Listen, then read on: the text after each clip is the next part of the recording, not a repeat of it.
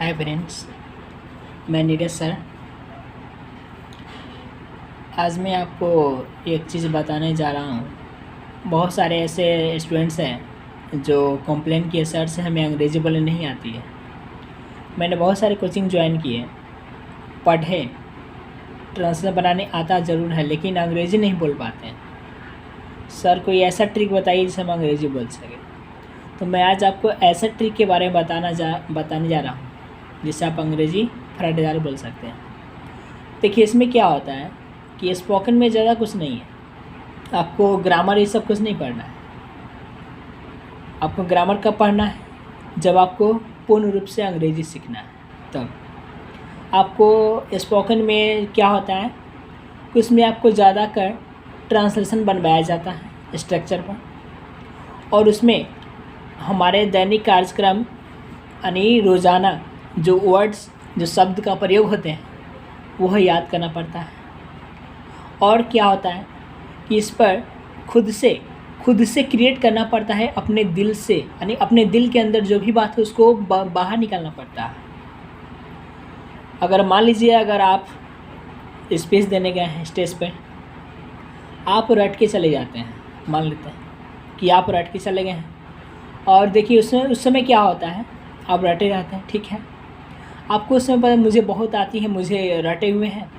जब आप स्टेज पर जाते हैं, जब आप देखते हैं कि बहुत सारे हमारे मित्रगण, हमारे पेरेंट्स, टीचर्स जो कि हमारे सामने खड़े हैं, बैठे हैं, उस समय क्या होता है कि जब आप बोलने के लिए जाते हैं, शुरू में बोलते ज़रूर हैं, लेकिन बीच में क्या होता है कि बोलते बोलते अटक जाते हैं। इसका मतलब कि आप उस समय भूल जाते हैं। क्यों भूल जाते हैं? क्योंकि आप उस समय रटे होते हैं। मैं आपको एक बात स्पष्ट बताना चाहता हूँ कि रटकर अंग्रेज़ी कभी नहीं आती है। रटकर अंग्रेज़ी कभी नहीं आती है। आप चाहे कितना भी जोर लगा लें, अंग्रेज़ी रटकर कभी नहीं आएगी। ये नीरज सर का दावा है, चैलेंज है। अगर आपको विश्वास नहीं होता है तो आप मेरे क्लास में आए, नीरज इंग्लिश क्लासेस तुर्की में। वहाँ पर मैं इंटर प्लस कंपटीशन का बैच चलाता हूँ, मैट्रिक, इंटर प्लस कंपटीशन। और स्पोकन का बैच जो है मई से स्टार्ट होगा, मई या जून से, क्योंकि हमारे पास उतने समय नहीं है। मैं जो हूँ स्पेशल मैट्रिक, इंटर और कंपटीशन को पढ़ाता हूँ। बहुत सारे ऐसे स्टूडेंट्स हैं जो बोले, सर हमको अंग्रेज़ी बोलना है, हमको अंग्रेज़ी सीखना है, हर हाल में सीखना है। मैंने भी कहा ठीक है, अगर समय मिले तो मैं स्पोकन का बैच भी दूंगा, चलाऊंगा। देखिए, यहाँ पर क्या होता है कि यहाँ पर बच्चे जो है कितनों पढ़ लेंगे तो ये अंग्रेज़ी नहीं बोल पाते हैं, क्योंकि उसका माहौल बनाना पड़ता है। जैसा माहौल में आप रहेगा वैसे माहौल में ना बनेगा बोलने का अंग्रेज़ी। मान लीजिए सब हिंदी बोले, अगर आप अंग्रेज़ी बोलना चाह रहे हैं, कोई अगर नहीं मिलता है तो उसमें क्या होता है, क्या देवाल से बोलिएगा?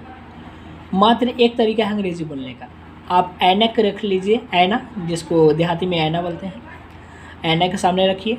आपको जो भी अंग्रेज़ी आती है ना, टूटी फूटी जो भी आपकी आती है, 1 लाइन, 2 लाइन, 5 लाइन, 10 यानी जो भी आपको आती है ना, वो सब बोलिए, गलती ही बोलिए। देखिए, गलती से ही सही होता है। आप बोलिए, क्यों नहीं आएगा? आपको अंग्रेज़ी बोलने फटाफट आ जाएगा। इस सबसे पहले क्या कि आपको प्रैक्टिस करना पड़ेगा। प्रैक्टिस कहा जाता है कि जो प्रैक्टिस करते हैं वो पूरी तरह से पूर्ण बन जाते हैं, यानी परफेक्ट हो जाते हैं।